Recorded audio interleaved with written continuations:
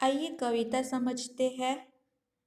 तेरी है ज़मीं तेरा आसमान, तू बड़ा मेहरबा तू बख्शिश कर।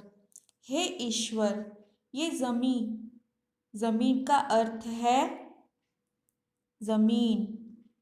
तेरा आसमान, आसमान शब्द का अर्थ है आकाश या गगन। हे ईश्वर, हे प्रभु, यह ज़मीन और ये आसमान तेरा है। तू बड़ा मेहरबा तू बख्शिश कर। मेहरबा शब्द का अर्थ है दयालु। तू बख्शिश कर। बख्शिश शब्द का एक अर्थ भेंट उपहार होता है, दूसरा अर्थ क्षमा होता है। तो हे ईश्वर, तू तो बड़ा दयालु है, किसी को भी क्षमा कर देता है। यहाँ कवि ईश्वर से प्रार्थना करते हैं, हमें हमारी गलतियों के लिए तू माफ कर।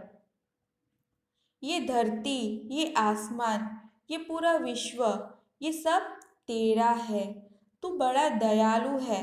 अगर हमसे कोई भूल हो गई है, हमसे कोई पाप हो गया है, तो तू हमें बख्शिश कर यानी माफ कर।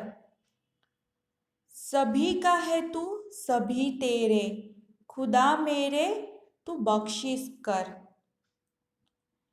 तू हम सबका है, किसी एक का नहीं है, हम सब तेरे हैं। हे ईश्वर, तेरे मन में कोई भी भेदभाव नहीं है, कोई भी ऊंच नीच नहीं है, कोई छोटा बड़ा नहीं है, तो सभी को अपनाता है। हम सब तेरे हैं और हम सबका तू है। खुदा मेरे तू बख्शिश कर। हे प्रभु, तू हमें क्षमा कर। हम तो इस दुनिया में तेरे हैं और तू सभी का है और सब तेरे है। तू तो दयालु है। तू हमें बच्चे समझकर, नादान समझकर तू हमें माफ कर दे। तेरी मर्जी से मालिक हम इस दुनिया में आए हैं। हे मालिक, हे ईश्वर, हम सबका तू मालिक है। तेरी मर्जी से ही हम इस दुनिया में आए हैं। तेरी मर्जी से हम इस दुनिया में जिंदा है। तू ही सर्वशक्तिमान है। ये सब तेरा दिया हुआ है। तेरी रहमत से हम सब ने ये जिस्म और जा पाए हैं। रहमत शब्द का अर्थ है कृपा। हे प्रभु, तेरी कृपा से, तेरी दया से ही प्रभु हम सब ने ये जिस्म और जा पाए हैं। जिस्म शब्द का अर्थ शरीर या बॉडी होता है। जान शब्द का अर्थ जान या प्राण होता है।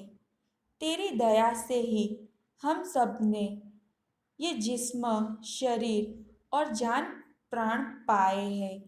इस दुनिया में हम तेरी दया से, तेरी कृपा से आए हैं। तू अपनी नज़र हम पर रखना, किस हाल में है ये खबर रखना। हे प्रभु, तू अपनी नज़र हम पर रखना, हम जीवित है या किस हाल में है ये खबर रखना।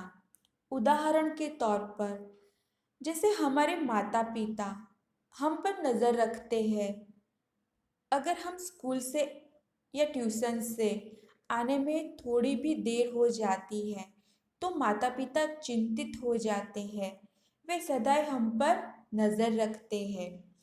इसी तरह इस पूरे विश्व के माता पिता जो है वह ईश्वर है।